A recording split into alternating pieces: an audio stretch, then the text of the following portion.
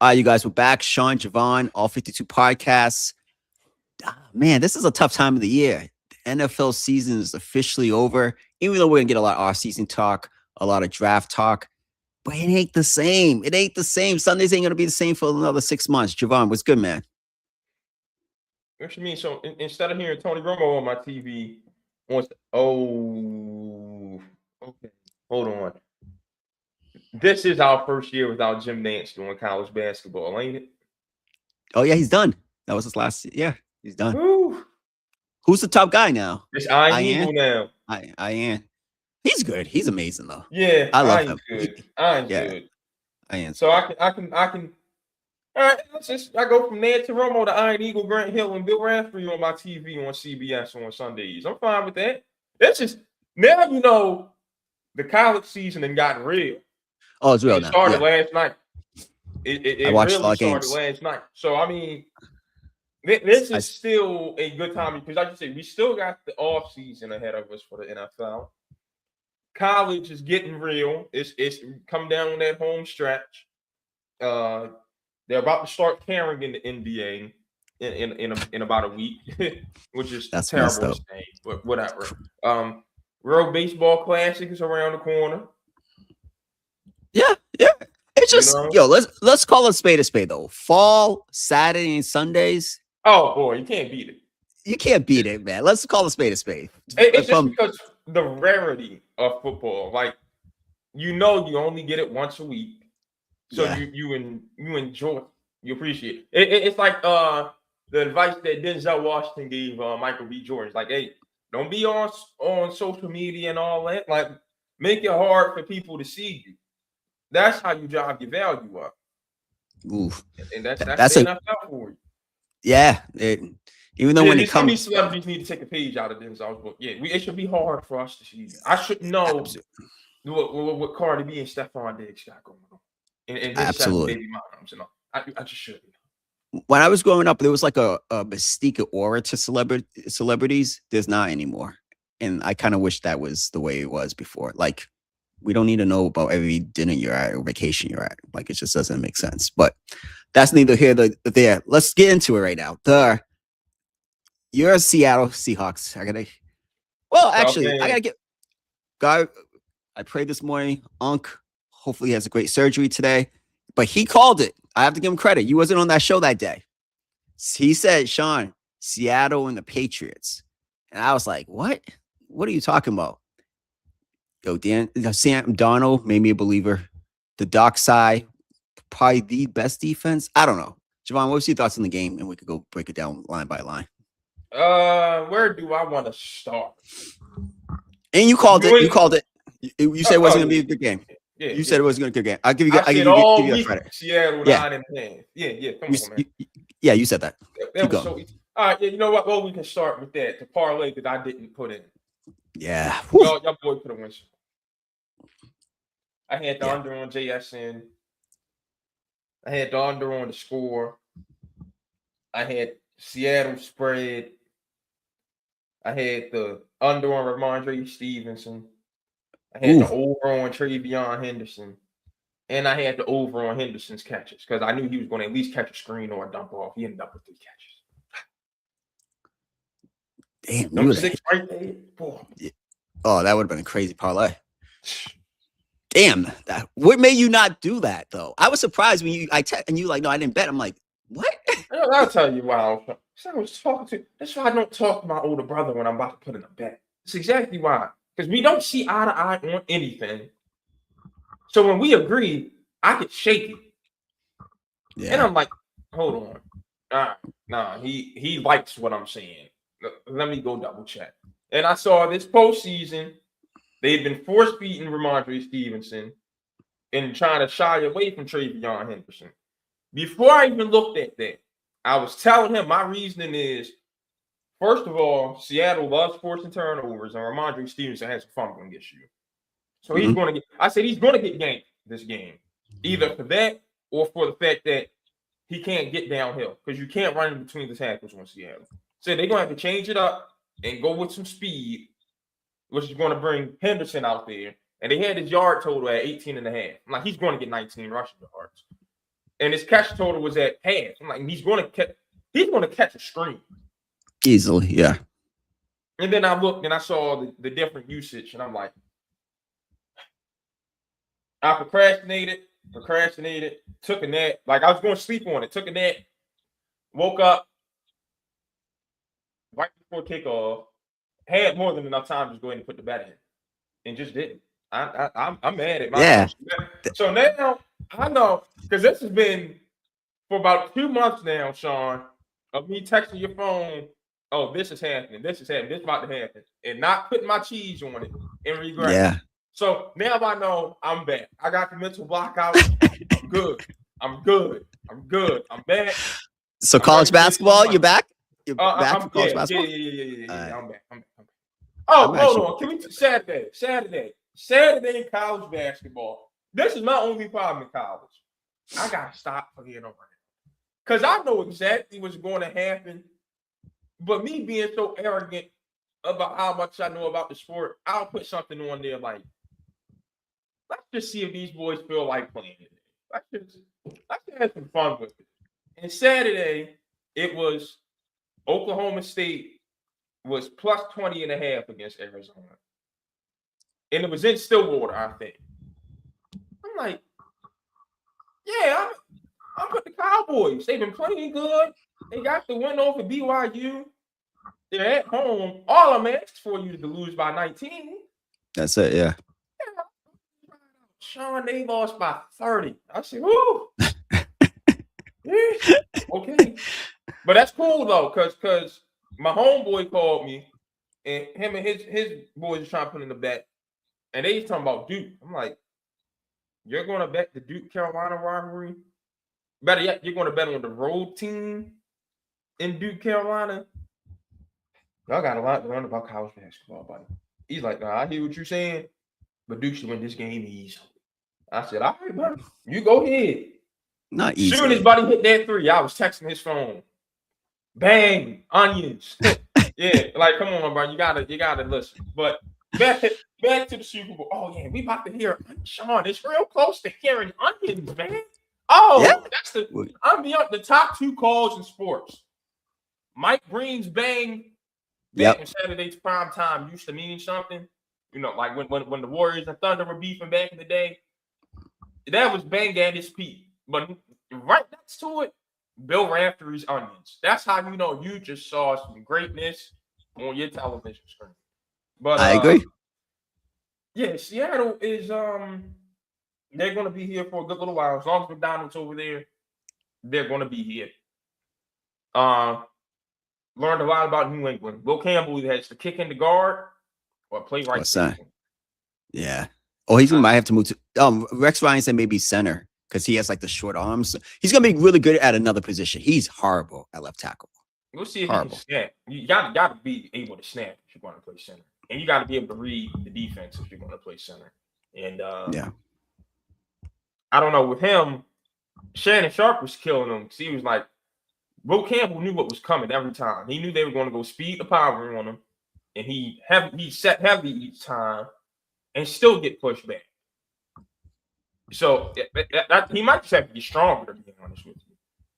No, he needs to play another position. Like I can't trust him. No, he got to move. But I'm saying he also needs to get stronger too. Yeah. Oh yeah, absolutely. He was getting pushed around like crazy this whole postseason. So you got that going. You got that lack of talent on New England's offense finally caught up, and we can stop with this Drake May stuff again. Madden it's no business being the 94 in the first place. Go ahead and I better not see him at a 94. That's high. Madden 27. I just better not. He'll be 90 because he did finish second MVP, which is probably too much for him at this point. I think it's yeah, too much. New England. I don't know why y'all hating on Cam Newton, and because Cam Newton was talking about they're not going to be some great team next year, and he was right. And then there was someone else talking about the quarterbacks in the NFC they take over. Sam, whatever. But Cam, now I'm not going to say they won't be a top 8 seed, like Cam was saying, but they're not going to repeat as division champs. No. they'll probably fight for a wild card. If I had to start right now, Denver repeats in the West. Okay. I got to see more from Denver. I thought the offense was New England-ish, the offensive side of the football. I think both of their offenses wasn't great.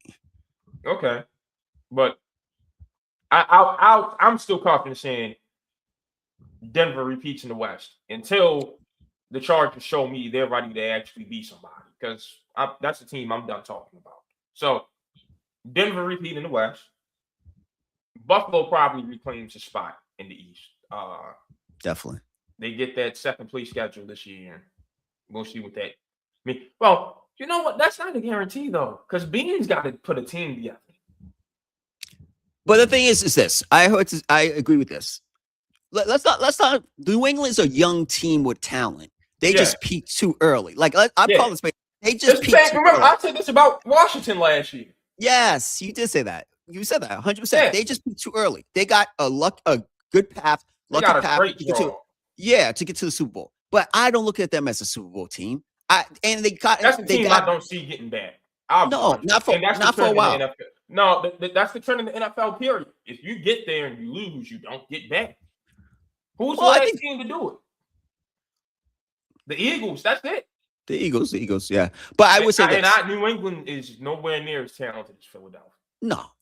But I would say this: their defense. First of all, Gonzalez was special. Boy, I was good. He made up because he was lackluster in the two games leading up to it. But that was special. Yeah. If they came back and won, he would have been the Super Bowl MVP. He was that special, right? Yeah. They have good pieces on the defense side. And Rabel, May, McDaniels will be there for the next 10 years. I expect them to get back. And I think now is up for May to have something that Daniels hasn't done, Straw hasn't done. Any of these guys who had a good season produce multiple good seasons after this. So the jury's still out on May to me. Like, I need you to produce next year on a tougher schedule, and Buffalo's gonna be better. Look, Buffalo's gonna be better. The Ravens is gonna be better. Mahomes is tracking to play week 1, he's saying, and I think they're gonna get Jeremiah Love. They're gonna come, and remember, Kansas City had a really good defense still this year. Yeah, they had really good. They were a top 10 defense. They need to invest on their O-line. Don't spend that number 1 pick on Jeremiah Love. Do I think he's good? Yes. Yeah. But he got banged up at Notre Dame. Playing them NFL bodies, he's going to be just like Zeke Elliott. He won't make it through his second contract. Do not draft Jeremiah Love first round. Invest in that O-line, and this class has some running backs that are good enough to develop on the back end. They don't need to waste that first round pick, a high first round pick at that on Jeremiah. No. They definitely need to work on the offensive line because that was their weak point in their Super Bowl losses. Been their weak point for the last 3 seasons. Good point. And they're gonna have a high draft pick. Same with the Bengals. They better take Caleb Downs, but that's another conversation for another day. But I do think this is the opportunity. That was the opportunity for the Patriots because it's set up nicely. They peaked too early. That team is really 2 years away. I think they're still missing some pieces on the offensive line. They started 2 rookies on the offensive line. Come on, the outside weapons. Cool. Diggs is cool, but is Diggs the same guy from Buffalo? No. I just think that it's going to take time to build New England. So I do agree with everybody saying they would not. I could guarantee. No, I don't want to say guarantee. I'm 99% sure they're not making the Super Bowl again next year or the AFC Championship game next year. Pretty confident in that. Yeah. Pretty confident in that. So they have a lot, but good season up tip of cap, but they just peaked too early. So let's see. There's 3 teams I want to talk to. For the Jets, this is just going to be a bad Super Bowl either way. It's either you're going to watch the Patriots win a ring, or you're going to watch Sam Darnold win a ring. And then Adam Gase is back in the NFL. I know. That was a blast from the past. But T. Martin still doesn't have a job. Okay. Okay. Let's see. Go to the Ravens. Lamar Jackson. Yeah. Sam Darnold, the same exact defense you had, wins the Super Bowl. Sean, do you know that by DVOA, that 23 Ravens team is not only the best team of all time to not win a Super Bowl, it's the best team of all time to not even make the Super Bowl. That was one of the most talented teams I've seen in a while, in the last 10 years. And for the Ravens, for Lamar fans, not the Ravens fans, the Lamar fans out there. Oh well, Clint Kubiak handed the ball off against a bottom tier run defense and trusted his defense to make plays. The Ravens handed it off to their running backs just 6 times in that game. Sean, when we watched that game, was it not clear that Lamar Jackson and Todd Monken had come to a decision that they were going to play that game to try to prove the media wrong and prove that Lamar can win with his arm more so than actually go out there and win the football game? 100%. The agenda was clear. And then we texted about that. And it was a clear agenda between the two of them because Lamar didn't even take off running. No, not at all. I remember seeing that. I'm like, he thinks he's Tom Brady. I remember texting that chat. Yeah, like, so I don't want to hear it at all. Yeah, y'all boy ain't him. Simple and plain. I was talking to my homeboy. And for like the last 2 years, I've been saying, I don't think Lamar won a championship in high school. And it's like, let me actually answer the question for myself last night. Lamar Jackson did not win a state championship in high school. Did not win an ACC championship at Louisville. How is he just all of a sudden going to become some winner and win a Super Bowl in the NFL? Yeah. Where does that happen, Sean? I don't know. Because I don't know anybody's history, but I don't know if Brady won in high school. I'm willing to bet.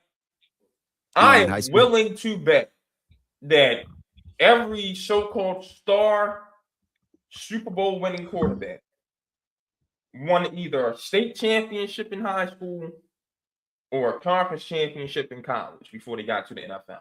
I put my coins on it. Okay. All right. I don't know the history. I'm going to look into it. Yeah. And if I'm wrong, I'll come back next week and say I was. I really don't think I'm wrong.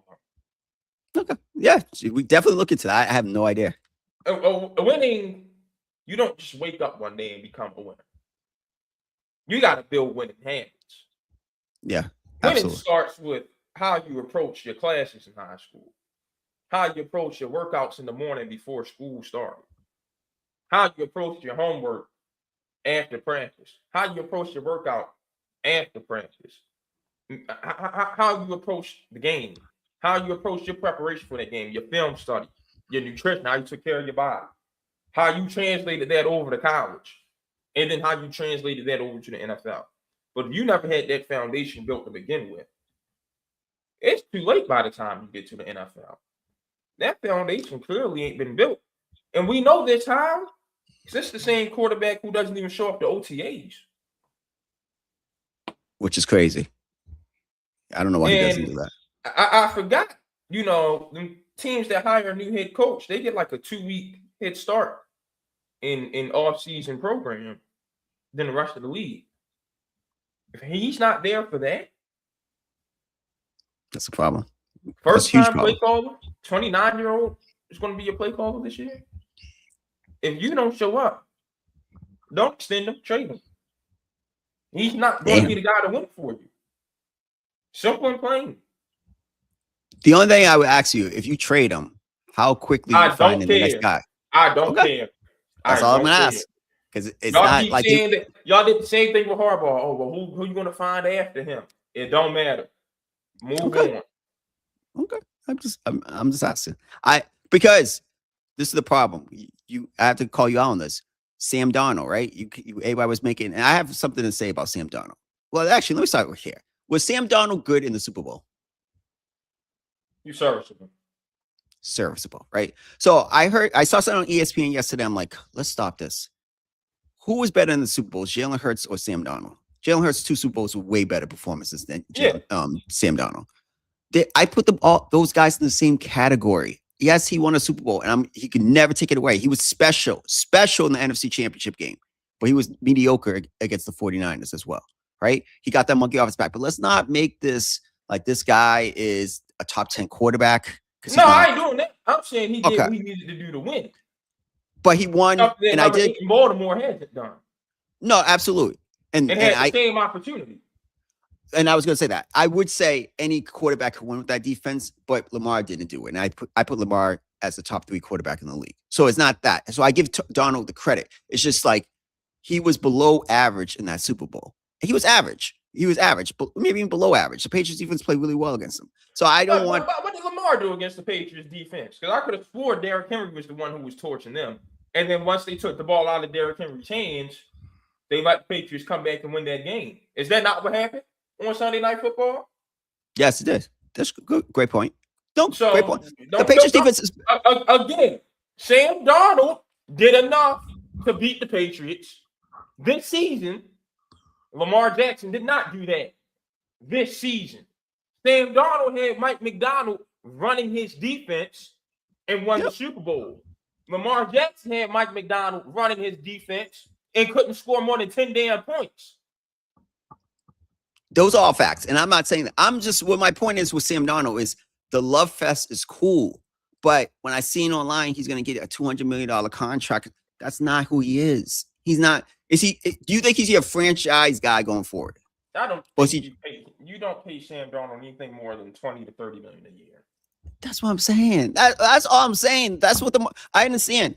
Like people compare. I saw something the Joe Flacco at the same time, it's like if I let him walk, I don't have a good enough draft pick to get a guy. And this is a bad unrestricted free agent class. It's very bad. And Minnesota just let this dude walk, and look what happened. I can't make that same mistake. But that was my point. My point was this about Sam Darnold is everybody's criticizing JJ McCarthy. But I saw a great article. I was going to send it. When they asked Sam Darnold when he was at the Super Bowl with the 49ers, what do you think about what teams need to do to develop quarterbacks? He was like, they need to have consistency, structure, and patience. Those 3 things. And so I'm reading that, and this is him 2 years ago. And I'm like, man, this guy gets it. But everybody wants to say, hey, they made a mistake giving up Sam Darnold. JJ McCarthy played 8 games. And let's make a spade a spade. The Seahawks defense is one of those ones. I love Brian Flores, but he ain't young Bill Belichick. And he don't have those guys either. So let's call a spade a spade. I don't care if he stayed with the Vikings. They were not going to win the Super Bowl because they didn't have young Bill Belichick as a defensive coordinator, and they didn't have that defense. They would have won. They would have been right there with Chicago for the NFC North. They wouldn't have won a Super Bowl. They wouldn't have won a Super Bowl. It's still better than the result they had this year. They were 8-8 with a hurt quarterback situation. 8-8 or 8-9 or whatever the case may be. And with a hurt quarterback situation. What are we talking about? They maybe won 10, 11 games, but they still would not have gone to the Super Bowl with Sam Darnold. Still would have been a better result than what they had this year. All right, but my point is he's not that great, so I would not try to get someone, because at the end of the day, he's still not a top 10 quarterback or top 15 quarterback in the league. He's not. Top 15? I'll have to go through the list. So maybe I'm over exaggerating. He's not top 10. No, go ahead and name everybody got in the sample. You already know how we do it on it. Come on the spot. All right. Let me pull up the teams. Hold on. NFL teams. Because this is, I'm not seeing. Let's just go by division. NFC East. All right, go East. All right. He's not better than Jalen Hurts. He's not better than Dak Prescott. I'll put him both Jay and Daniels. Because Jay and Daniels only had 1 year. I can't, what am I going to say? Sam Darnold's had 2 good years. All right, so I'll put him over Daniels. And who's the quarterback? He's better than Jackson Dart. All right, so that's 2 guys in the NFC East. Let's go. What about his own division? Purdy's better than him.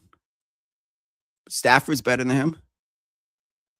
He's better than Kyler Murray. All right, so that's 4. The North. Love is better than him. I can't put Caleb off for 1 year. And Caleb wasn't great this year, so he's better than Caleb. Golf is better than him. And then he's better than JJ. All right. So that's, and then the South, better than everybody in the South, except for Baker. All right. So you're at 7. 7, right? And so, and the NFC East. Damn, he has to be better than Drake because that's 1 year. My criteria is not, you can't just do 1 year. He's better than, Josh is better than him. He's better than Tua. He's better than whatever the Jets have. AFC North. All right. Burrow's better than him. Jackson's better than him. He's better than Shador. Yeah, I would take him over Aaron Rodgers at this point. All right. AFC West. Herbert's better than him. Mahomes is better than him. Knicks have had 2 good years. And if you told me to pick one, I'm taking Bo over him. All right. So that's Bo. And then the Raiders or whatever. And All then right, what's the South? He's better than CJ. He's better than Cam. Is he better than Trevor Lawrence? I'm taking Trevor Lawrence. I'm taking Trevor Lawrence over him. And then who's the last one? Daniel Jones. Oh, I'm taking Sam Darnold and James Jones. So how many is that? You have Sam Darnold that's the 15th best quarterback in the NFL. Okay, perfect. All right, so that's what he deserves to be ranked, and that's what he needs to be looked at. He's the 15th best quarterback in the league with a special defense, the best defense we've seen since when? The Ravens defense was good, but they didn't win. So what? I don't count that. But it wasn't their fault. They held Mahomes at 17. It's the best defense since the Ravens defense in 23. But it's not remembered. This defense will be remembered. The Broncos 15. I don't care about remembered. I care about your production. Okay, so I agree with that. They were really good, but I'm taking this defense over that defense because they. Well, actually, that defense was dominant in the playoffs because the Rams did give up 30 points. They did give up 30 points to the Rams. Yeah. The Rams do have that Mahomes to 17, Sean. And then lose. Okay, all right. So it's the best defense that we've seen in the league over the last 3 years. Cool. And it's going to go down as one of the all-time greats because they won a championship. So let's put that into context. But again, he's their franchise guy. He's their face of the franchise. But do I think they're set up to win multiple titles with that style of play? I do not. Just being honest. Because if they played a capable quarterback like a Burrow or Jackson or Allen in the Super Bowl or Mahomes, I think they lose the Super Bowl because Donald did not play good in the Super Bowl. That's all I'm saying. But get his money, get paid. He's a legend. His story is the greatest redemption story, all that stuff. But let's not overblown it and say he's a top 4 quarterback, top 5 quarterback, top 10. He's not. Come on. Like, put things in context, man. Like, not all Super Bowl champions are equal. That's all I'm saying. And they're going to come down next year. The Rams are going to win the West. Everybody's going to spend the offseason looking at the film on them. It's like, and they're going to say their way to beat Seattle, which bring the old Sam Darnold back. And teams going to do whatever they can to make that happen. But the problem is if you do that, and he's throwing hot all day, Cooper Kupp and JSN are rack demons. So they're crazy. They're crazy. It's hard to try to attack his flaws.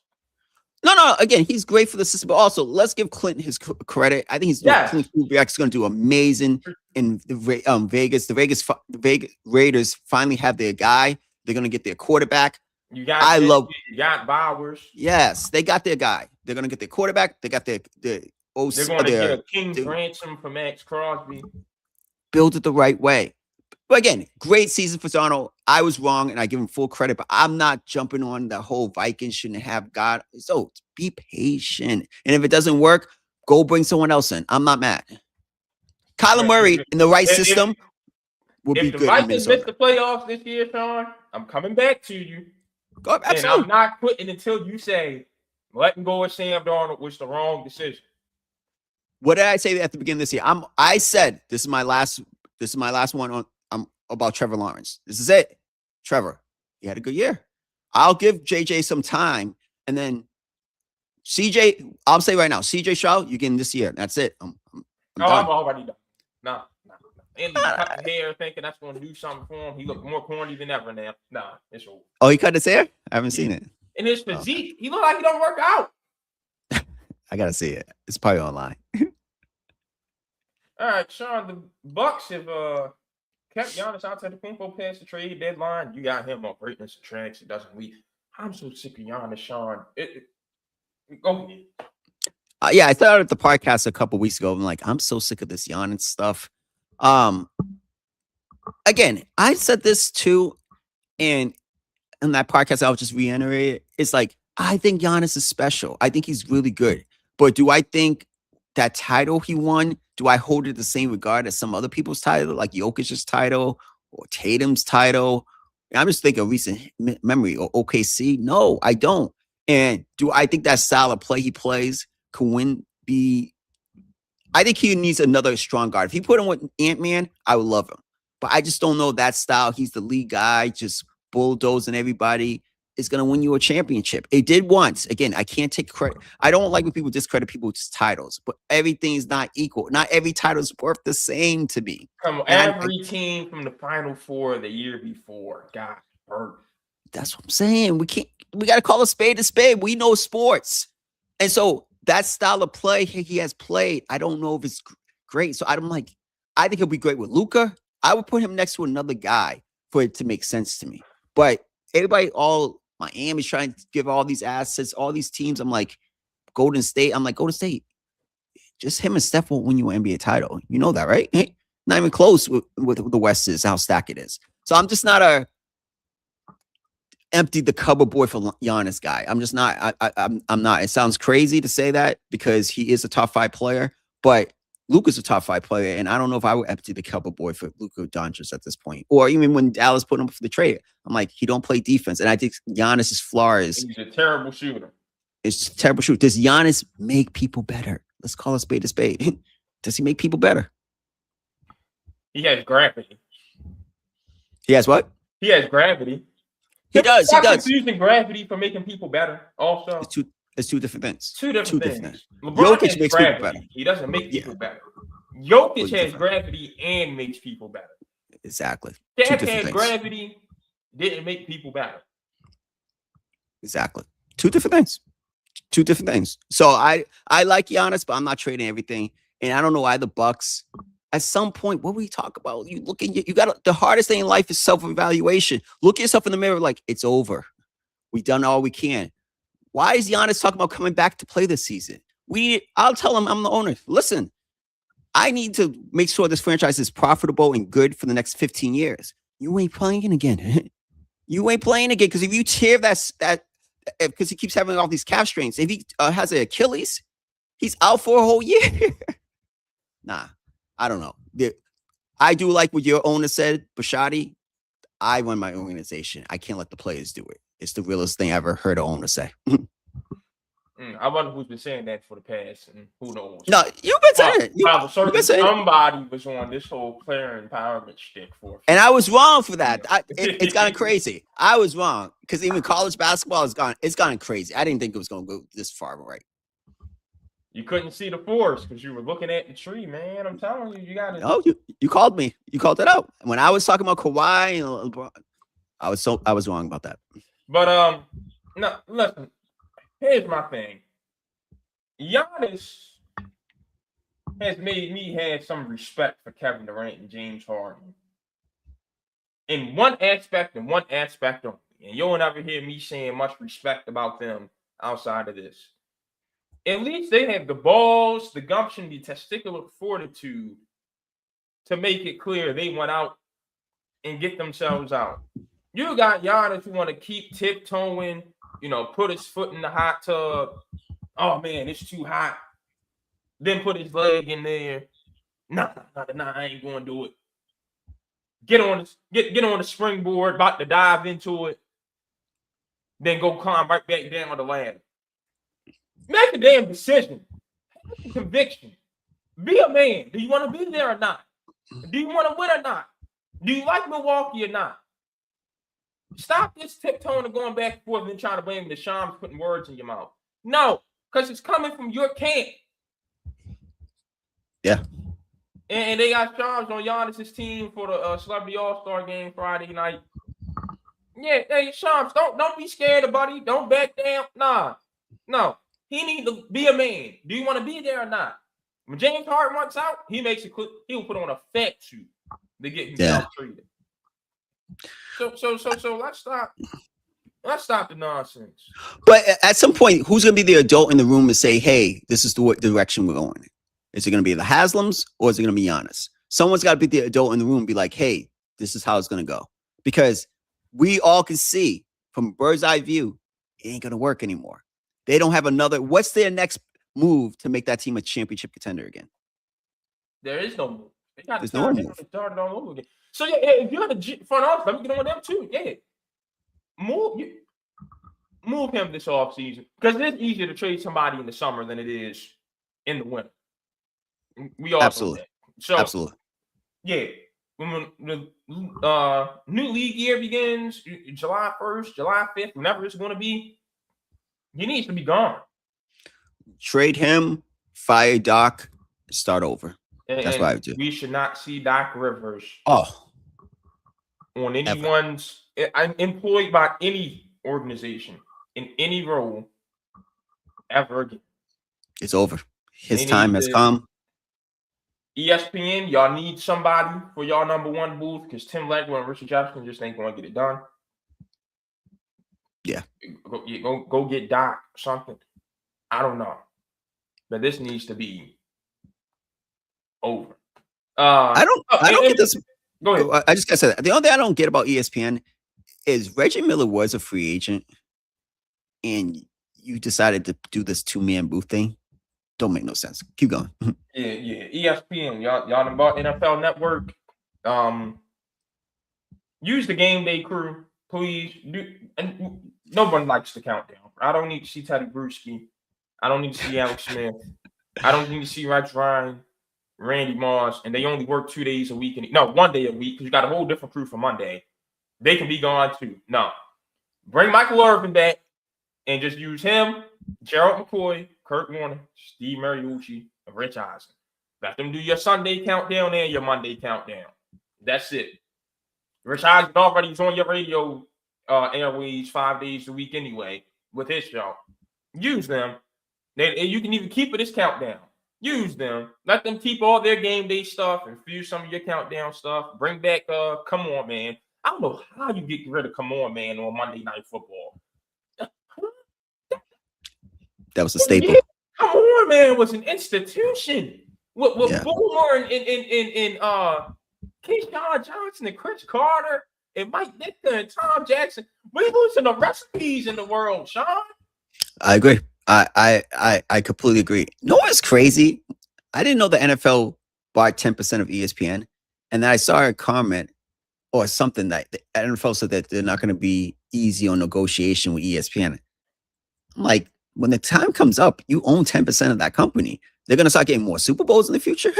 They're going to get, if they wanted more packages in the future, why wouldn't you? That's your company now. You own 10% of $1 billion company. Why wouldn't you want it to raise the value? You already see how they're pumping up the ESPN Super Bowl next year, a whole year out.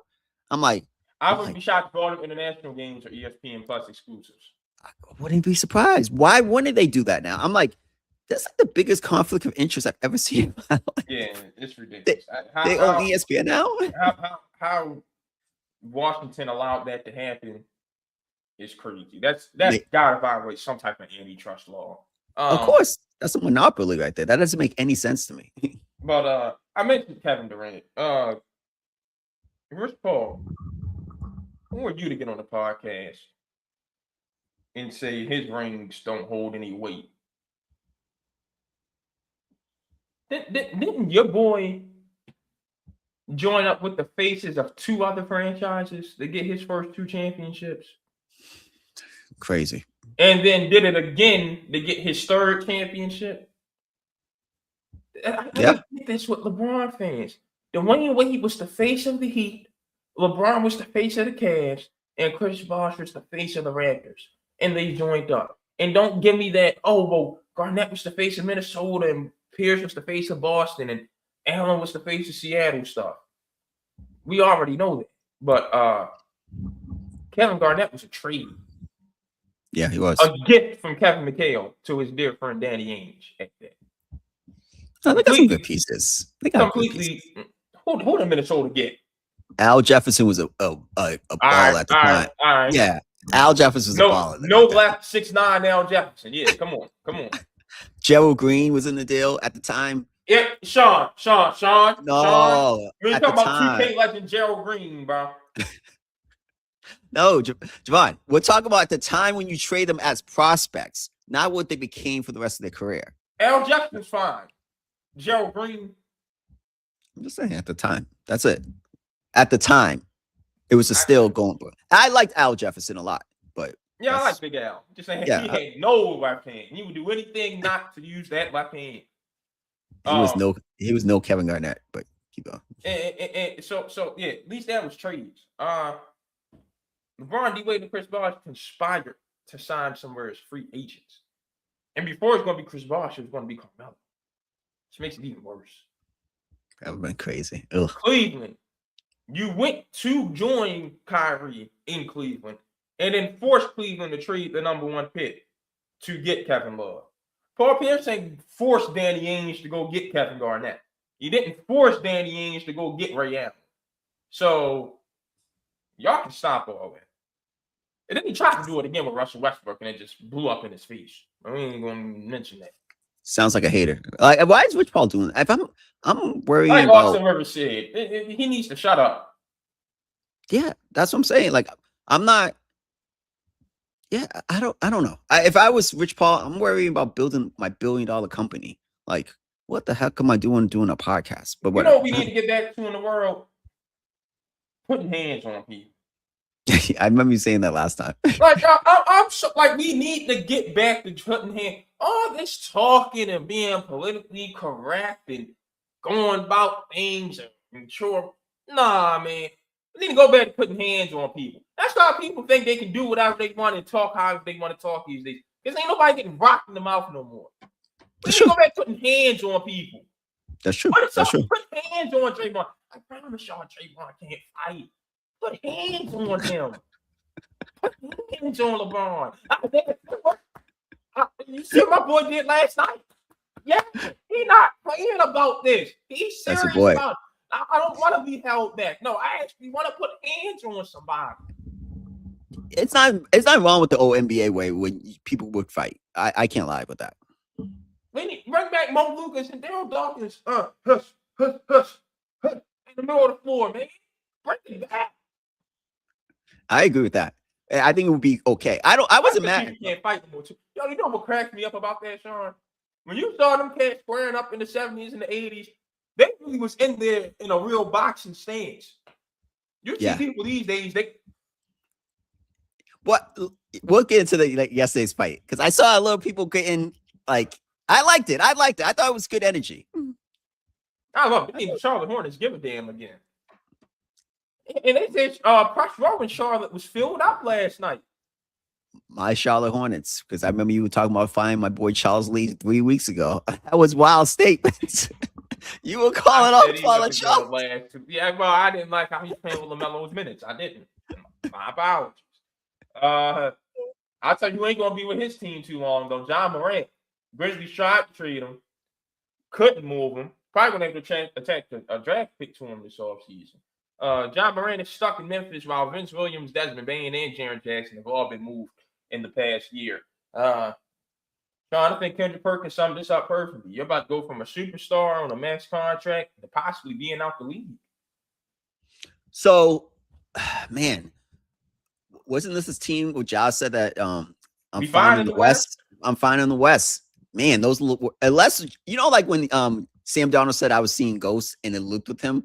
Ja needs to do something like NBA Finals, get back to being Ja, or he's gonna live with those words. I'm fine in the West, and I don't even think he's gonna be in the West for long. I do think it's time for. Again, you know what I feel. Once that team lost Dylan Brooks and got to the middle for a couple years, and I signed Jaren Jackson to that long contract, I was like, this is an average team. And I ain't for average, especially in a market like Memphis. You need to be able to bring people out. You need to be able to. And that's not going to work with an average team. So they need a new spark plug. One thing about Memphis, they could develop talent. So if I'm a guy who's on the fringe, I'm going to Memphis, and I have a lot of faith. I have faith in OKC. They could develop talent and they could pick talent. So if I have that faith in that GM, I'm letting him. If I'm Robert Parra, tear down the team and build it back up. And the team just reached this point. But I love where they're at. They have some pieces. Edie's always hurt, but he does look good when he plays. And that's the problem. He's always hurt. They got the young kid this year, Coward, who looks like he's going to be a foundational piece. They have pieces there. They just don't have any guys anymore. But I think he'll get that in these next couple of drafts. I think they have 13 picks over the next 7 years. I love the GM climate. I don't think they should have fired the coach last year like they did, but they need a change, and I'm all for it. And it's time for Ja to go too. And speaking of we talking about Mike Malone last week. Yeah, I love Taylor Jenkins for my Bullets too.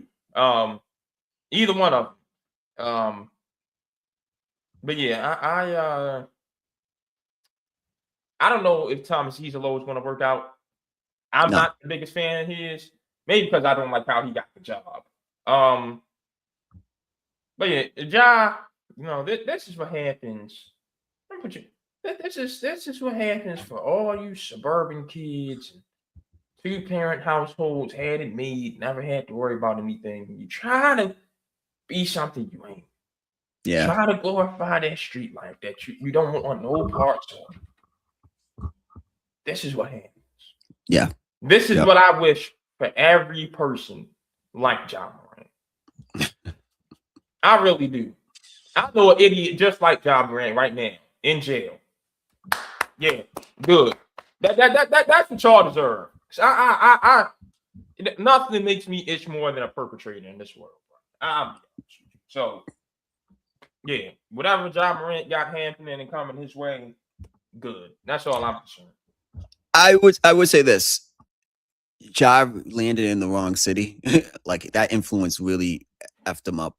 And I keep thinking about Miami and the structure he would get there. But from Miami, I forgot that he had 2 more years at that type of salary. Or a kid who plays 25, 30 games a year. Memphis has a bunch of cap space now. They might have to just eat that contract for a little bit until he rebuilds his value. That's what I would do if I was there. Yeah, I keep saying Miami and the culture and the structure. I ain't trying to. You know how much trouble you can get into in Miami? Oh, the worst. The worst. If you don't have any discipline in Miami, come on.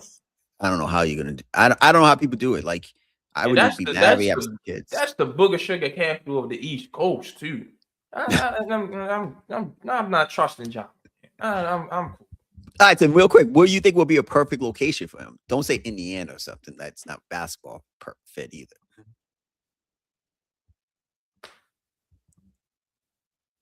Assistant coach at Murray State. Damn.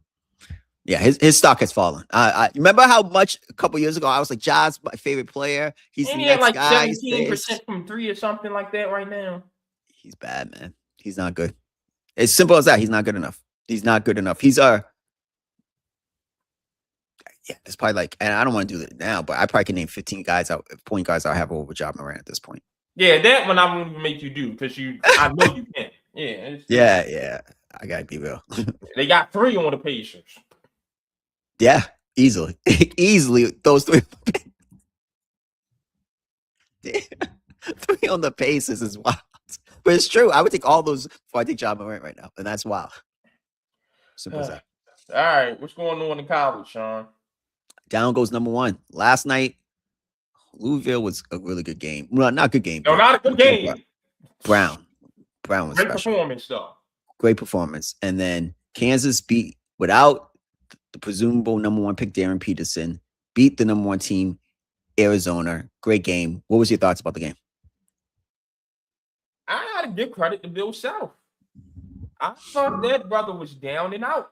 And you go out there and you beat Arizona without Peterson.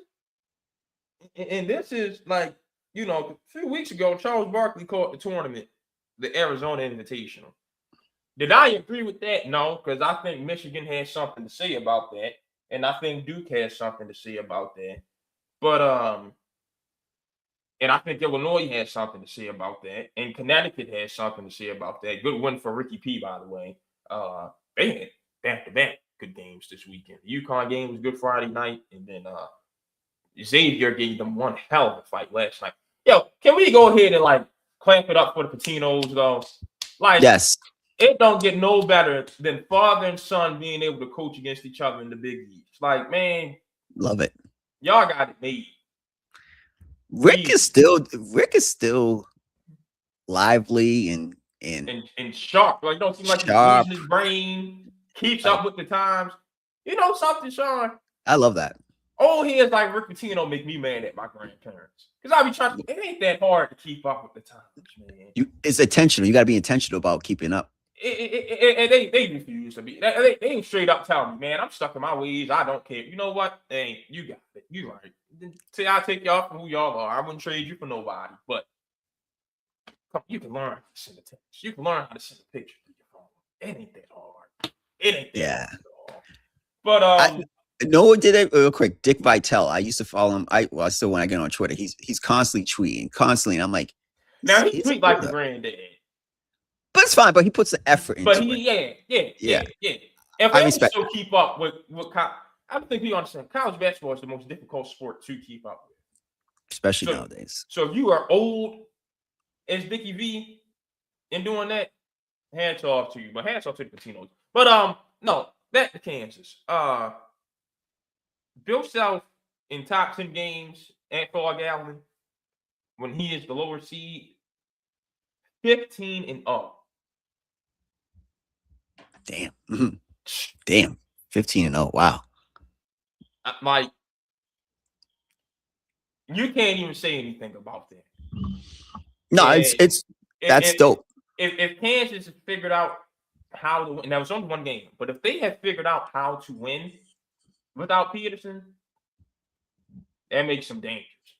But it also probably isn't the best thing for that one. Why? I saw something yesterday about why he was out yesterday. And I just keep looking at this season and everything with him. Boy, I was at Temple when Aaron McKee and Caleb Battle had their thing on. And this looks just like that. When I say that season went up in flames, it can happen at any time in Kansas. Anytime. And that would make me somewhat concerned to draft Peterson. I got to have a real nice, long pre-draft interview with him, his agent, and whoever else is in his camp. Yeah. I got to figure something out about this kid. And I'm going to have some very long phone calls with Bill Self and that staff and down in Lawrence also. Yeah, absolutely. Darren Peterson has entered, got to do your homework on him territory. Now, I'm not too sure on the number one pick. You got his issues. You got, and we're going to talk about Brigham Young next. The Banks is losing streak right now. I don't think Cole Pete's the most dynamic out of all of them. Like, I might have to look at Cameron Boozer right now. That's number one. And that's, I'm starting to come around on, that's Kevin Love 2.0. I'm really starting to come around. Do you know he plays better on the road than at home? That special. 60-something% from the field on the road. And like 46 from three when they're not playing that Cameron indoor. You know how crazy that is? No, it's the only thing I'll ask you about him. And he leads the team in 3-point percentage. Not Isaiah Evans. Him. No, the next Cam Boozer. No, the next Kevin Love. But my only question, is he the guy who could change your franchise? I think so. Okay. I think if Minnesota would have got Kevin Love some help, they could have done something. They gave him Ricky Rubio and Shabazz Muhammad and Nikola Pekovic. But what was the ceiling for Kevin Love? Like, he was nice, but I'm talking about as the guy who can. Yeah, I think him and Boogie would have been number one options on playoff teams had their front office been worth a damn. I think they needed help getting to a championship, though. Do I think they would have been number one on a title team? Boogie had the chance to be. Kevin Love, no. Kevin Love probably needed some help. Yeah. Okay, but that's still not a bad number one pick. No. The Boozer, I look at him more as the guy who needs the guy, if that makes sense. Like Paul Pierce needed Kevin Garnett. Like vice versa, Garnett and Paul Pierce. There's certain guys who I think could be the guy, and it's not a lot of those guys, but there's some guy who needs a guy to make sense. But Boozer's strong. But real quick, I do think that for Peterson, yeah, I thought he was after that BYU game, I was like, are you picking him number one anyways? But I have a lot of concerns with him. Who is his inner circle? Because I said last night in the text, I seen Ben Simmons come out and just kind of disregard the college game. Like he's kind of doing it, and I don't like it. And that's really, really concerning to me because it's not the talents, the makeup The makeup means a lot to me, especially with the number 1 pick, because I do think AJ is really good. I would take one of those 2 guys. I'm not going to sit here and lie. I like this draft a lot, but those would be my number 1 and 2 guys. And I would not have any problem taking AJ just based off of competitiveness, priorities, those type of things that make sense to me. Like, but if this comes with that Peterson comes with like an entourage, his family's making the decisions, they're coming in, then I'm passing on Peterson. I'm dead serious. I'm passing on Peterson and taking AJ. I will say you can only feel but so bad for Kansas because they kind of right along with Calipari and then Krzyzewski in the backhand. They kind of shaped modern college basketball to be the mercenary business that it is. Between all that Adidas money, Kansas was paying guys to come down to Lawrence. So, and I mean, think about it. The first real big mercenary contract was Hunter Dickinson. That $2 million they gave him to come from Michigan.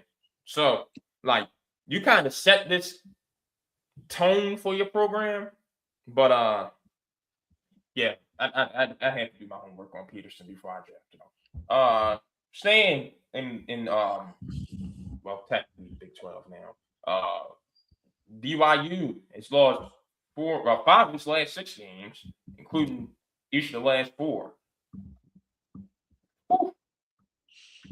Yeah, I think I know people want to, because AJ's the guy, but I think they have enough talent with Saunders, him, the point guard. Right, I'm looking at Young. I'm looking at the head coach. Like, I really am. And I like him, and he comes from the NBA and everything like that, and he's built that program to be where it's at right now over the last couple of years. But I just coaching ain't college coaching. It's not college coaching. Yeah, so where knows in college.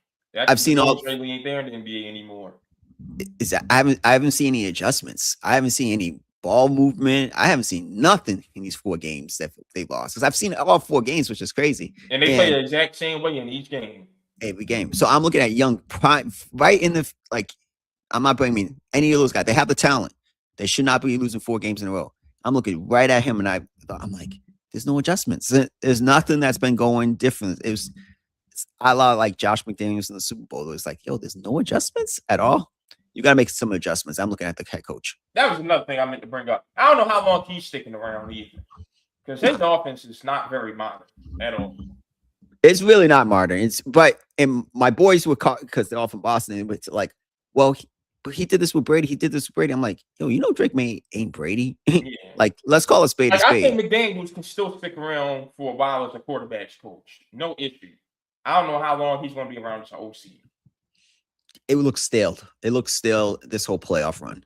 But May did look really good this regular season, but they didn't play a lot of good teams either. So next year is a big year for the Patriots to see where they're going forward, to be honest with you. All right. The Pacers, you have been waiting all week to talk about this one. So they got a big Zubats from the Clippers. They needed a big man. Problem is they gave up their own first-round pick this year.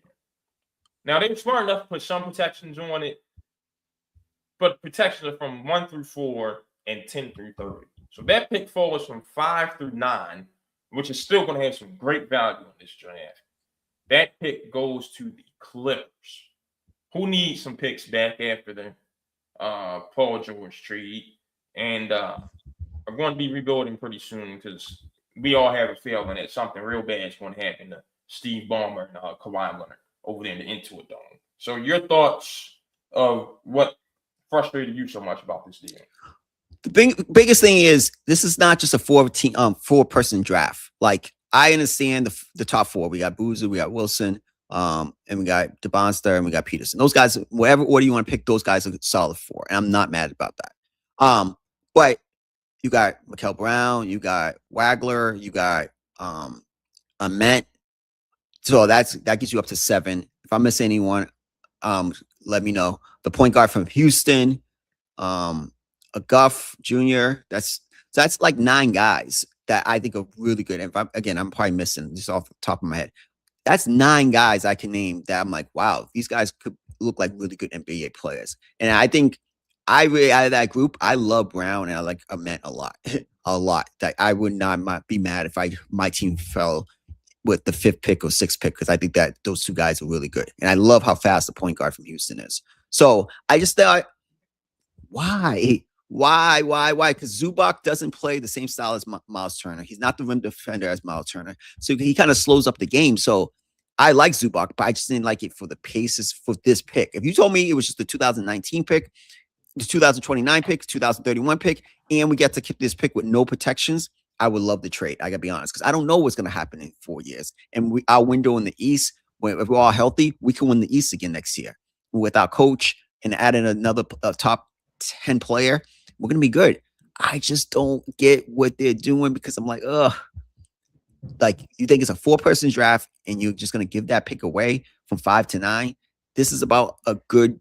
This is gonna be a first year in a long time. We're gonna get a solid top 10 guys. Like, wherever they go, you'd be like, all right, this guy has a chance to be a good player. Obviously, situation matter. I still don't get it because if you don't get this pick at all, do you think your team is good? But I don't know if it's good enough. Just with Zubac, Siakam, Nemhard, what's the other kid, the shooting guard, Halliburton. I don't know. I'm not a big advocate for the trade because this draft is supposed to be really good, and it's not just one of those hype like, hey, it's going to be really good. I've seen the players and they look really good, so I couldn't do it. If it was early in the season, maybe. But if I know already in February and I've seen multiple games of these guys, I can't trade that play. Not for Zubac. Zubac doesn't move the needle like that. I will say this though: they have pieces to go out and trade for someone established to kind of offset trading that pick, or to go ahead and get another pick back. Think. Halliburton's your starting one guard. Move Nembhard somewhere where he can have his own team at the point guard. You're going to get something good for him. Siakam's your power forward. You can move Jarris Walker there. That turned out to be a wasted pick. I don't know why you took him. What was that, 4th overall out of Houston? When you now have Siakam, so you can move him for something.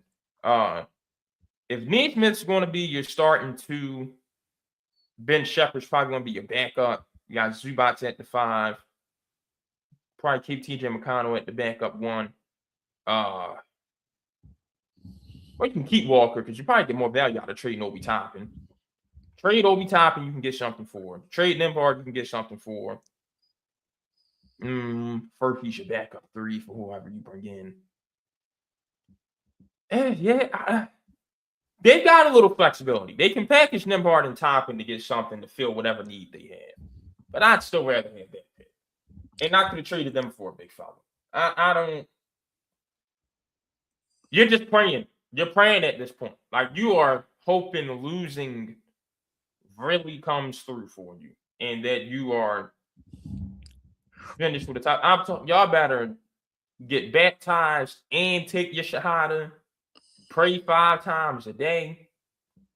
Fast for Ramadan. I'm talking. Yeah, y'all got a lot. Y'all got to do. Y'all don't eat bread during Passover. Everything you can do to get in the good graces of the good Lord, do it. Because, I will say this. If they get, because they're missing a wing who can score. If they get one of the top 2 picks, if they get any of those 4 picks, I have nothing to say. I think that team, because then you got another guy who's because Halliburton's only 25, who can grow on Halliburton's timeline. Because Siakam's a little bit older. Well, Zubac they're still a good young team because Zubac's, I think, less than 30. But I just think you have to get one of those 4 picks, top 4. I don't know how you package the 1st round pick this year and Benedict Mathurin with Zubac. Yeah, exactly. You're supposed to get something better than that. And I love Richard Zubac more than many people. But I like him a lot. Yeah, you can't. I'm you still can't do mad that. the Lakers treated him. But come on. It only works if you get one of the top 4 picks. If you get one of the top 4 picks in this draft, not even 10 to 30, you got to get one of the top 4 picks. Then I would love that Indiana team next year. I can't lie. Whoever the 4 they get, I don't care one of the 4 they get. If they Halliburton come back, Zubac, Siakam of that team, them in Boston would be probably my top 2 favorites going into the season. But for the Clippers moving forward, like Garland and Mathurin, you can have the worst backcourt. Now, I still don't know if Garland's your guy. Actually, I don't think Portland should get it, especially not in the West. But this year, it's enough to continue to give you a chance on the perimeter and make the play in. Because again, everything you do this year is just to keep the Thunder from having a great pick. And they're only 3 games behind the Warriors right now for that 8 seed. And they're still having Lopez come out. They're still having Kawhi play, Chris Dunn. It's not a full tank job because those guys were suddenly Kawhi has knee issues. But I think they got something for the future. Yeah, they just got something for the future. And what I would say for the Clippers, to be honest, I know Kawhi doesn't want to leave LA. I think this offseason with the Lakers cap space and stuff like that, I would not be surprised if the Lakers go and trade for Kawhi Leonard. I'm dead serious. The way he's playing, I would not be surprised. He's going to be moved. He's not going to play at 34 years old in a situation with a middling team. He's not going to do that. I could see the Lakers putting him next to Luka Doncic. LeBron leaves for either Golden State or Cleveland, and the Lakers get Kawhi. Mm-hmm. I would probably care about the Lakers again. No, not Luka there, though. You don't like Luka? No, I just don't like Luka. Never going to win. Well, I think Kawhi's definitely an upgrade over LeBron. You have Reeves, him. You get a rim running center. Give it a Hachimura. You might have a team. Kawhi give you some defense, but yeah, I that's the thing. He's got to stay healthy, and that's the key. But I would take a chance on 1 year flyer with Kawhi. He wind up getting 2 pissed at Luka and Reeves. They're clones. Yeah, that's why you need you got to figure out who's your defensive center. You got to move on from Austin Reeves. Move him. I would move him because I could get the pieces. I actually would talk to Dallas and maybe see if I can get Kyrie because Reeves has some high value in the league. I think the ideal person next to be honest, if you could get Kawhi for the cheap for a draft pick or whatever, some picks, I don't know. They'll have to figure that out. And then it's time to trade Reeves for Kyrie. Yeah, I bring Kyrie next to and I try to go. Luka and Kawhi, kind of in business, and then you might be in business. And then I try to give all my future draft picks up if I can't, because the Kyrie and Austin trade will be 1-on-1, and it's a good move next to Cooper in that age group. Yeah. But the guy we want, if I can't, because you probably have to trade some draft picks for Kawhi. I'm trying to get Trey Murphy, Kyrie, and Luka. Role playing Trey Murphy, man. Yo, in a bigger situation. But that probably fits better than Kawhi, just because he won't need the ball as much. Exactly. They have and Luka will walk on him lobs. They have options if they do it right this summer. Just they have to let LeBron go, and they have to move. Reeves has a lot of value in this league for some reason. Move him while he's hot. For some reason, I'm glad you said it. For some reason. For some reason, Dallas will be perfect where they're at with Cooper, and then we get Kyrie back to LA. All right, seems like we got a couple of quick ones coming up. The Giants, John Harbaugh does it again. Matt Nagy's going to be Jackson Dart's offensive coordinator, and Greg Roman's going to be over there, some sort of specialist. Get it? A great Roman, and he's like the third Harbaugh. I don't know if they have additional siblings or anything, but he just keeps popping up. They swap spit. They just swap staff members with each other. Pause. That's wild. No, that's what they're doing. It's. And Matt Nagy's going to call the plays. Getting down in high school, I really don't, because I'm concerned. Yeah, that's wild. I don't like the move at both of them. And Nagy's going to call offensive plays.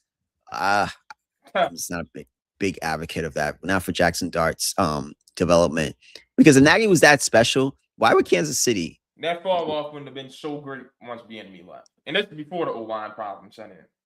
But remember, Kansas City, Andy Reid calls the plays. And still let him walk. And still let him walk. That was wild to me. He still let him walk. And said, I'm bringing the enemy back on top of it.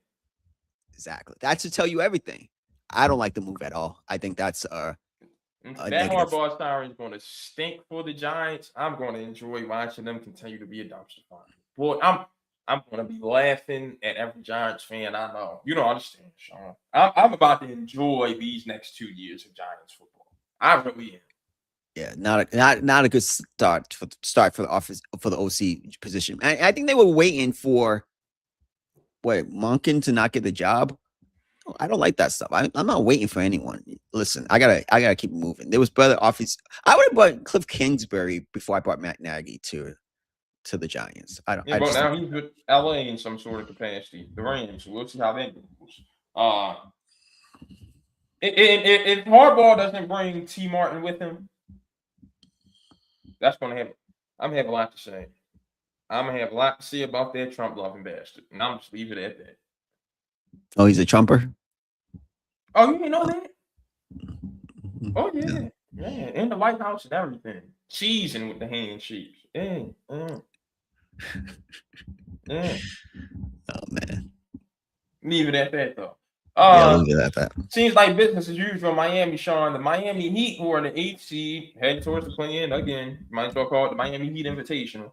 We're the only Eastern Conference team this season not to make a trade.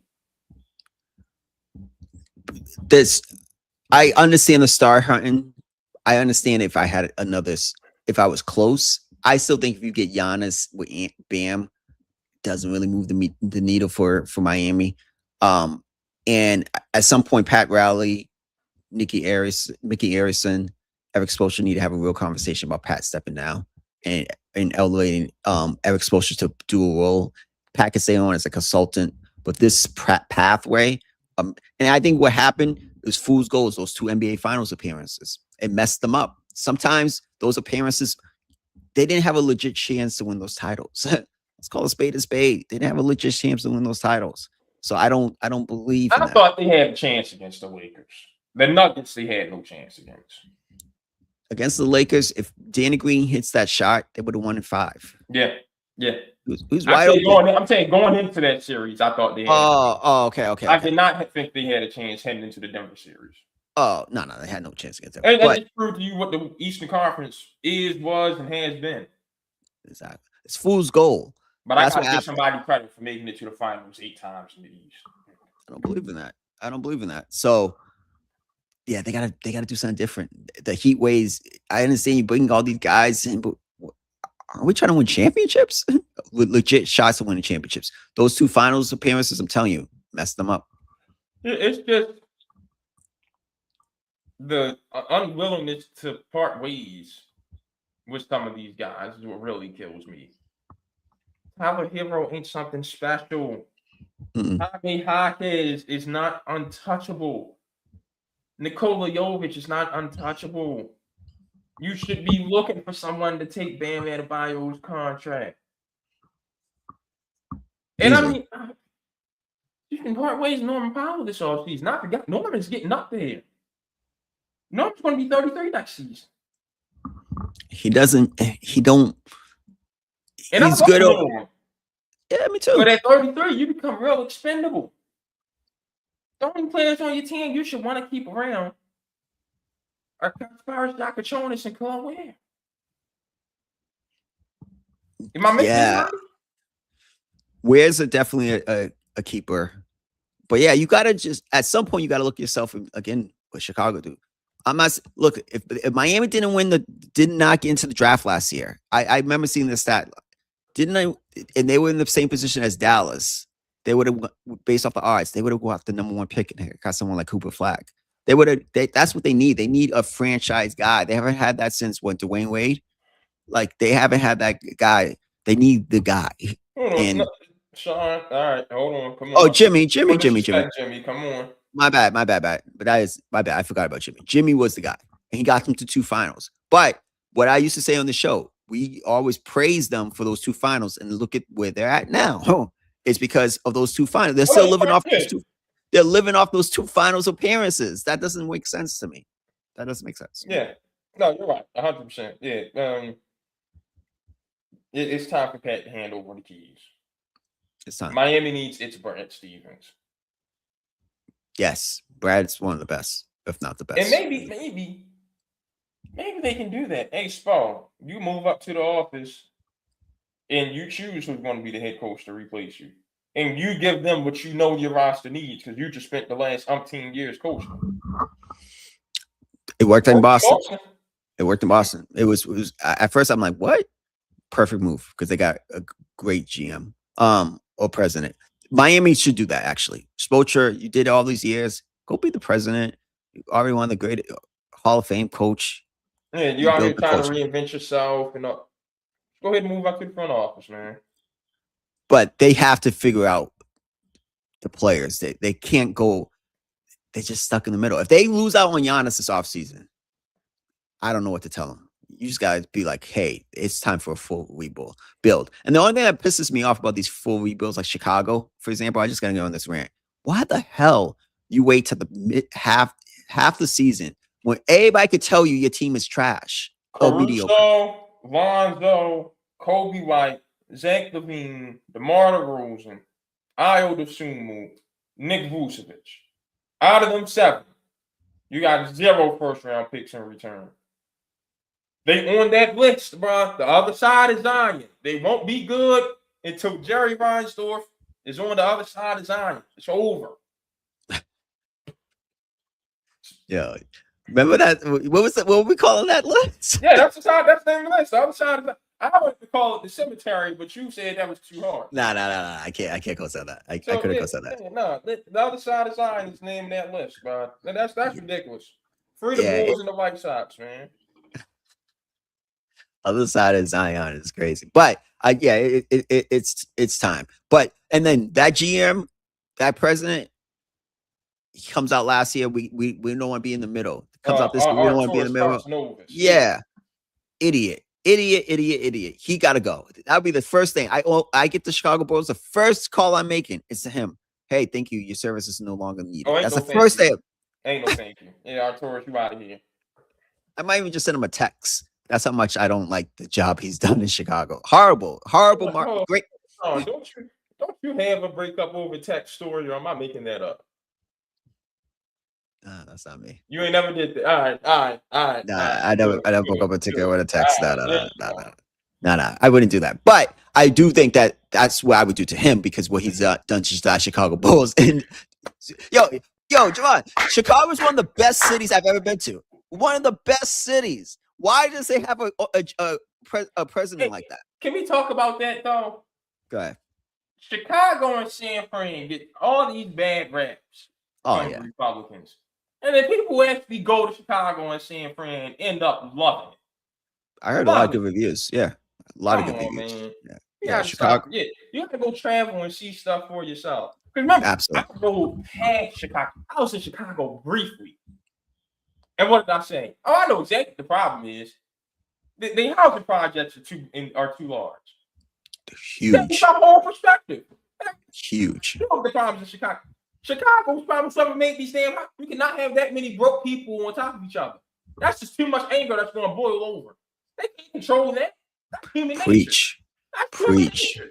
Hey, I ain't said nothing bad about Chicago since. Hey, ridiculous. I called my home. I said, why you ain't tell me them housing projects that damn big up in your hood? It's like, oh, I thought you knew. That's way too many broke people on top of each other. The worst housing projects in Baltimore happen to be the largest ones. That's too many broke people on top of each other.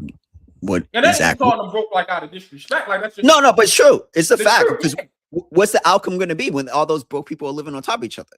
I gotta sign somebody out to get by, man. I need Pampers. I gotta do what I gotta do. You know what I'm saying? It makes sense. It makes sense. Javon's preaching. I can't lie. But great city. One of the best cities I've ever been to. I love Chicago. Love in the summertime. Man, I love Chicago. That's so much. And I'm just up. The Reinsdorfs are doing a horrible job, man. I just need $10 billion. I'll spend $5 billion and buy the Bulls. Even though they were probably like 10 now. And you know what's crazy though? Here would be my appeal to the Lord. You know I'm going to donate that money. Ain't nothing I can do with it. I just need enough to go ahead and get my franchise right, take care of my peoples. The rest is getting donated. I got causes I want to support. I'll do the right thing. So these demons with all this money, they don't need it. Yeah. He showed the world how it's done. By the way, speaking of selling teams, if I'm Jody Allen, I'm selling now for the Seahawks. Oh yeah, apparently that's getting done like before the season. Well, they're trying to find somebody who wants it before the season. Yeah, I heard on $10 NBC's billion. coverage.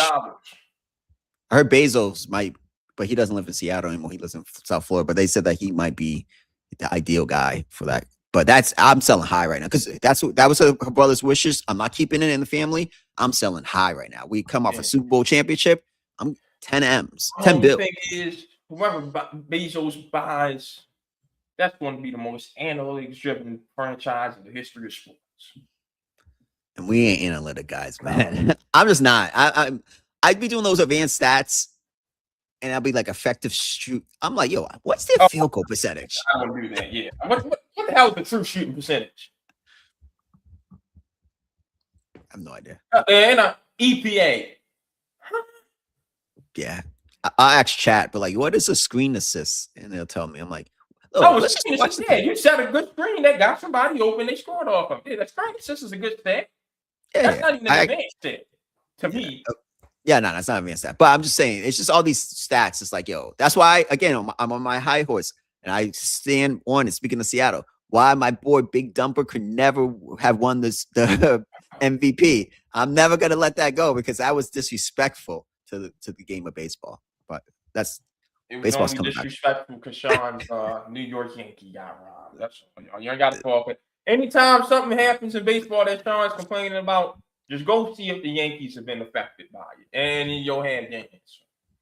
He still won, Judge, but it was disrespectful to even have a conversation. Just my opinion. That's all. All right. Sean, there was a move that happened last week that you thought was very underrated. Yeah, Jared McCain got to the Thunder. I think he was buried in the bench behind Grimes, Edgecombe, Maxey. He had a really good rookie year until he got hurt. He was in the MVP, the rookie of the year conversation. I think he's a good player. Forget all that extra zesty stuff and whatever. I think he can help and he can shoot the three. He is zesty though. He is very zesty, very zesty. But can he shoot the three ball? Absolutely. Pause.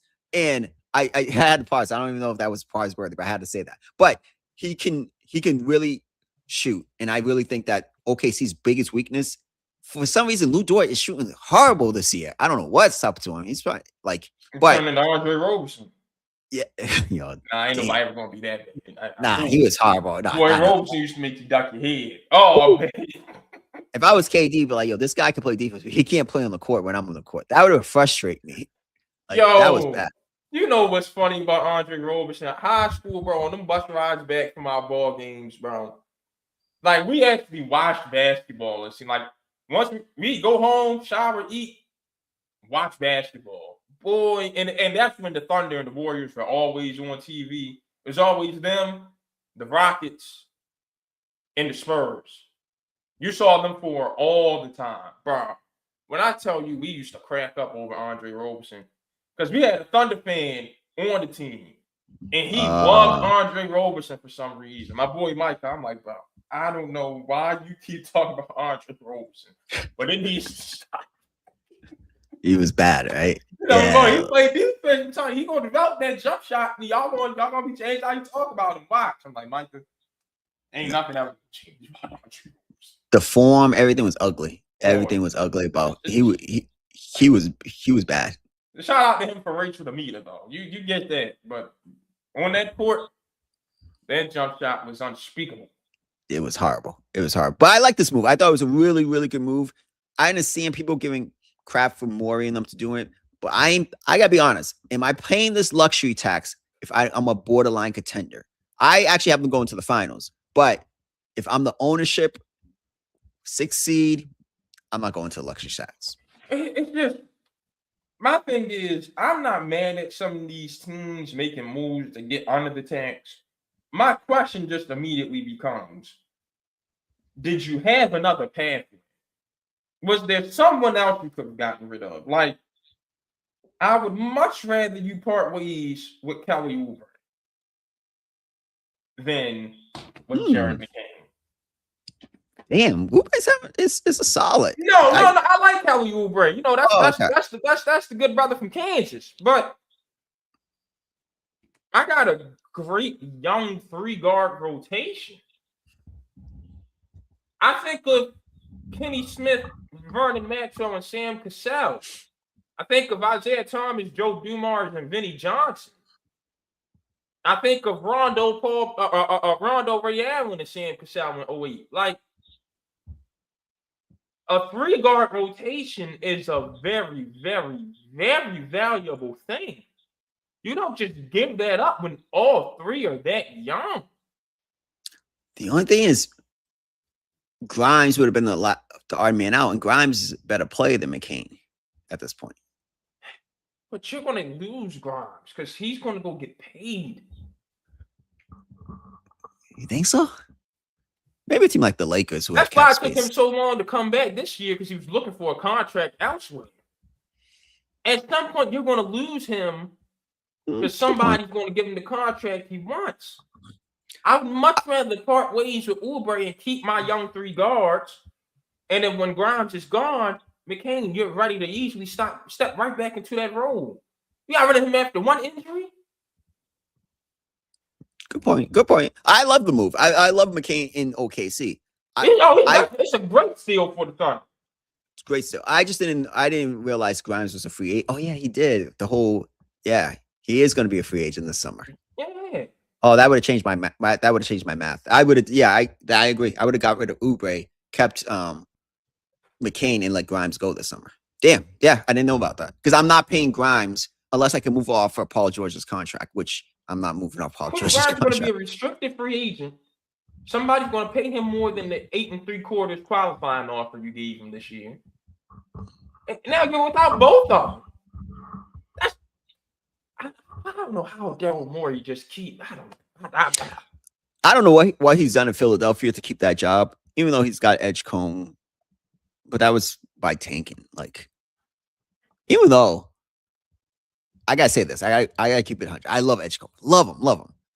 But do I think for this Philadelphia team, they had Antetokounmpo, would they've been better off? For this team, yes, but not in the future. Edgecombe is gonna be a better player, even though Knippo's nice. Yeah, but then Paul George would have been either at the 4 or coming off the bench. Because you're making too much money before you're not playing. That's a bad contract. Is that the worst contract in the league? Yes. Levine? Well, Levine has one more year after this. At least Levine's out there on the floor, bro. Come on. Paul George, you paying him to sit on the bench half the time. Yeah, he has the worst contract. The Hornets. Streak finally came to an end last night. Hard-fought battle against Detroit. Again, love my boy Isaiah Stewart. Shout out Miles Bridges, though. So you ain't just punching on females. You'll go out there and punch a man, too. All right. So you ain't that much of a sucker. You still a sucker, but you ain't that much of a sucker. All right. You ain't on. Yo, James Pierce, Bob.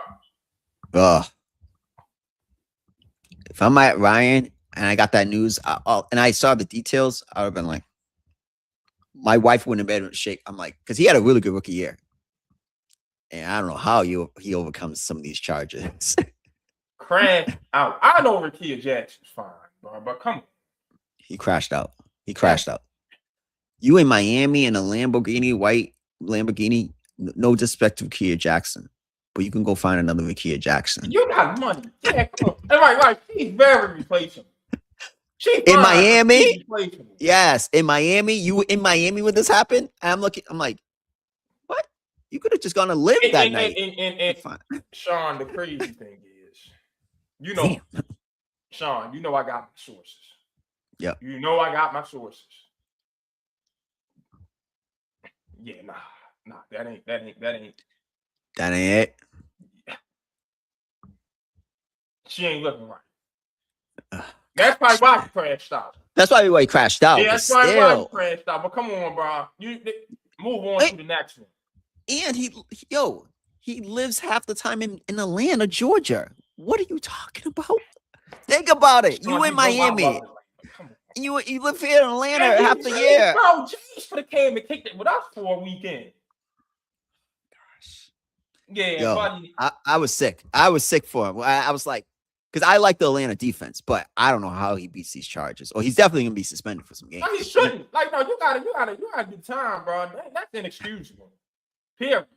Yeah, I read it last night. I'm like, oh, he crashed out. And that was the definition of crash over a girl. Definition. And he's gonna look back at it and be like, 4 years from now, I'm James Pierce. I couldn't got any chick I wanted in Miami making money. Like, I don't get it. Fellas, But that's this is neither. why I always say, protect your peace. Prioritize your peace above anything else in this world. Amen to that. Ridiculous. But anyway, it's back to the matter at hand. The Hornets acquired Kobe White. Good team just got better.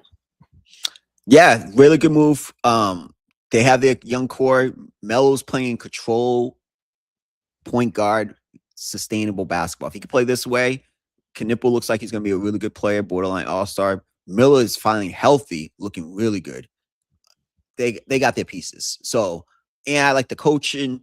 I like the coach. I think they'll be one of those teams. Mark my words. That big guy, because now your NBA switched the rules, like so now everybody can just manipulate their way.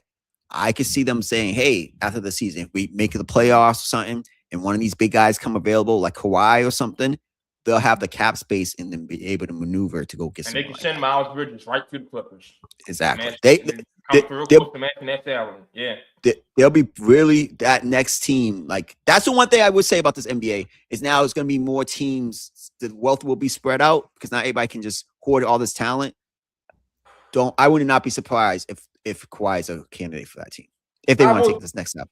I will say I wish they didn't reroute Tyus Jones to Dallas, which is good for Dallas by the way, because again, don't need flag at the one, but if you do, Tyus Jones can teach him how. That's one of the best assist to turnover ratios of all time right there. But I would have loved him as a backup to LaMelo. Tyus Jones? Trey Man ain't all that. He good, but he ain't all that. I'd love Tyus Jones as a backup to LaMelo. Yeah, I'm not. Tyus is really small though, man. He's bounced around the league. I understand he plays, but what else does he do besides not taking the basketball? He's going to get your second unit organized. And that's a very important thing. You need somebody, when LaMelo's out, who's going to keep this thing together?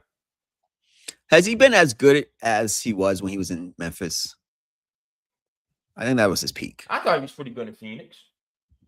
That 1 year? It's just, when you got Book, Brad, Beal, and KD all on one team. Yeah, that was tough. That's tough. But shout out to the Hornets. That team will be a playoff team. They're exciting, young. I love their broadcast team. Finally, something to cheer for. And they got a core. They got a young core. I think they'll be definitely a team that one of these franchises might be like, players might be like, might be able to make it work. Or they can make a trade like how Jaren Jackson. First of all, by the way, I know Utah is tanking, but it looked good with Jackson and marketing and Bailey and those guys. Sitting the entire fourth quarter. I don't care. I'm not saying that. I'm just saying it looked, and that's why Kessler. It looked good. I'm like, woo. And I played him in 2K. That team was. I looked at the team. I'm like, it looks good. That's all I'm gonna say. And they get a top pick. That's all I'm gonna say. I hear you. Okay. But you just ain't gonna get me to co-sign sitting the whole fourth quarter. And they gotta do it. We got. And then they still beat the Heat last night. Hey, man. That team ain't doing nothing, man. Simple as that. Pat gotta figure that out. They gotta the league gotta reward winning after the All-Star break. That's when we're gonna get some good basketball come March. March is like preseason basketball for some of these teams. It's disgusting. Yeah. The Mariners went ahead and got Brendan Donovan, so Cardinals just full on rebuild these days. They've been trying to do it for the last couple of years. Good move by the Mariners. The Mariners probably my favorites going into this year. That's the AL team to come out. The AL over my Yankees. They should be the favorites. I think Detroit landing Valdez to go with Skubal. You think they keep Skubal? Bro, I don't think they're going to lose a series. It's going to be very hard for them to lose a series. But you think Skubal stays all year? He should. So you say go for it and let him walk. That's what you're saying. Go for it. And if you win, you bring him back. 400 M's? Oof. Yo, it will come back to you. If you win, it will come back to you. I'm not saying I'm not mad at it. Guide the Tigers to success. Pay the brother. You already on the hook for $30 million a year, right? $30 million in arbitration this year. But the only problem is the guy owns Little Caesars, right? Cool. But he ain't out spending Cohen and the Dodgers guy, Walters and Cohen. So those guys, Cohen will offer him a $500-600 million to come be a Met. So that's why I would have traded him. I would have traded him. Like, unless the only saving grace they have for the Tigers to keep him is that if there's a new CBA with a salary cap. That might be the only hope to keep him. You're about to go into the strike. You're about to go into a strike. And you're going to leave that thing with a cap. You're going to. You have to. Keep him. You're about to fight for your life for a salary cap. If you do all that just to lose him before you win the war, you fought the war for no reason if you're Detroit. Good point. I forgot about that. If they get a salary cap, which they should, that's why you keep them this season. Because you're like, all right, the rules might be different. We can sign them. That's the only reason I keep them. But if the rules are going to stay the same, you have to move him this season. But the rules have to change. It's not sustainable for baseball. So I'm operating under the premise of they're keeping him. Regular season, they're going to be hard to deal with. Like, they're going to take 2 out of 3 whenever it's their rotation goes back to the top in every series. Playoffs come, they're going to be hard to hit. Yeah, they're going to be really tough. That 1-2 punch, it's just, do they have enough offense? That team's good. Well, I like them in Seattle. And then I'll put my Yankees. Those will be my 3 teams in the AL starting the year. Sean, do you understand, though? We get to see, I don't know who's going to be game 1 and game 2, but it's going to be Paul Skeens, Tarek School, back-to-back in the WBC. Yeah. How hard it's going to be to beat the U.S.? Oh, right there, the top 4 is the U.S., the DR, Venezuela, and Japan. Those are the 4. Yeah, that's easily. But it's going to be hard to hit the U.S. this year. Yeah, those 2 guys, number 1 and 2. Woo. Damn, that's a great rotation. You can't find a rhythm. Yeah, that rotation is crazy. All right, last one. Sean, it's about damn time. Moving on up. North Dakota State has joined the Mountain West as a football-only member beginning in 2026. They cannot compete in the postseason this year. They can't make the playoff next year. But if there are not enough bowl-eligible teams, they can make a bowl game in 27. This is a good move for the Mountain West. You lost all your good teams to the Pac-12. You're trying to rebuild. This is a step in the right direction because North Dakota State's a team that could end up in the Pac-12 in a few years. That 11 of the last 15 FCS championships, they're going to have no issues moving up to FBS. They've already got the home field environment, the culture. I think that is a great move. Gloria Narvaez, commissioner of the Mountain West, hats off to you. And you still kept CBS and Fox in your media rights negotiations. So hats off. Gloria's doing a tremendous job. No, North Dakota State's been looked at as one of those in the lower levels for years. Wasn't Carson Wentz from there? Carson Wentz, Trey Lance. Yeah. Nah, it makes sense. And I when you were talking, I was thinking the same thing. I was like, they'll be in the Pac-12 in like 5-10 years. Just simple as that. If I'm the Mountain West, I have to do a whole raid. Got North Dakota State. I'm gonna get South Dakota State, North Dakota, Idaho, and Idaho State. Or Montana and Montana State. Like, just give me the whole Big Sky. Or that whole, give me Montana and Montana State. Yeah, give me the 2 Montanas, give me the 2 Idahos, give me the 2 North Dakotas, and give me the 2 South Dakotas. Love that. Yeah, it makes sense. Those institutions, maybe not. You can probably pass on the Idahos right now. Boise State's just going to run that state. But the Montanas and the Dakotas, all 6 of those programs can operate at the FBS level. Whether it's the Mountain West or in the MAC, they can go. And be good at it. Yeah. I like those. I love that train of thought. But yeah, great move. North Dakota State, that, like when they make that transition, you might have some questions. I have no quick questions about that transition for them. And they will be in the Pac-12 really soon. Yeah. All right, you got anything else, Sean? Nah, like the only thing is the NFL offseason, very intrigued to see with the teams that need a quarterback, who goes after Willis, because I think he's the best available free agent quarterback. And if I'm the Vikings, I might just try to sign him. to compete with JJ if that's the goal. And Murray and Willis will be the two number guys. Stay away from Kirk Cousins. Yeah. What do I hit? I found. Oh, this is bad for me, Sean. So there's this website, sticktothemodel.com, that is allowing you to take control of a full NFL team. Of an NFL team for a full off season. So you go in there, restructure contracts, extend guys, trade them, sign your free agents, and do the full 7-round draft. This ain't gonna be good for me. Yeah, because I'm over here cooking for the Ravens. Stick to the model. That's dope. No, I didn't kind of used up their cap space to where they got 1.8 million left in cap at the end of this offseason. But I feel good about the team I can put together. Do you want to share real quick? Like any upgrades? Any upgrades? Denzel Boston as the draft pick is a good upgrade. Signing Jalen Phillips in free agency, drafting Tim Keenan, drafting Romello Height, drafting Jalen McMurray, Chris Johnson, and Kamari Ramsey. Signing Roger McCreary is a good cheap option in free agency. Let's see, who did I get in the draft? Who else? Brought back Linderbaum, Likely, Stout, Ricard, Draymond Jones, Tyler Huntley, Keaton Mitchell. Got some developmental prospects at running back, quarterback, and offensive tackle.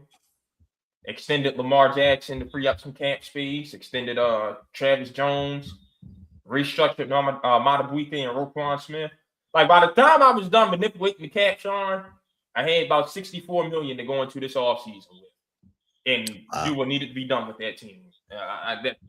It's a dangerous software. Like anytime we're on this show and we're going to talk about, I know we're going to talk about some teams off season for the next 2 months.